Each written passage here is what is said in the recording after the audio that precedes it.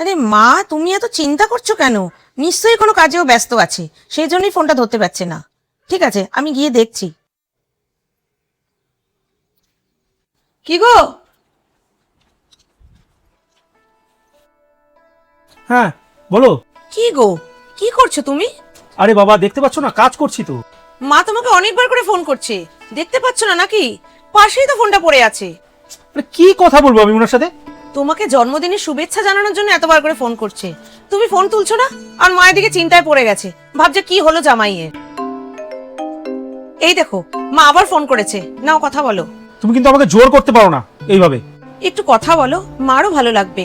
আমার যখন ইচ্ছা হবে আমি কথা বলবো, যখন ইচ্ছা হবে না আমি কথা বলবো না।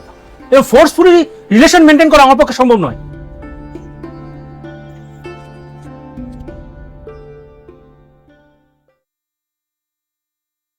হ্যাঁ বল রাহুল। হ্যাঁ বৌমা, ও বৌমা। হ্যাঁ হ্যাঁ, ঠিক আছে ঠিক আছে। এই তো কালকে যাবো একবার। বৌমা, ও বৌমা, আরে বৌমা শুনতে পাচ্ছ না নাকি? হ্যাঁ ঠিক আছে, রাখতো, আমি তোকে পরে ফোন করছি। কি ব্যাপার দেবজানি, কোনো প্রবলেম আছে?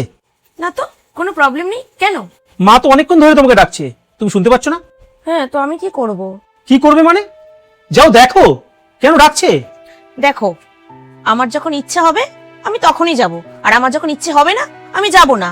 আমার একটু ফোর্সফুলি কোনো রিলেশনে একদম ভালো লাগে না। তো সেই দিনে বদলা নিচ্ছ নাকি?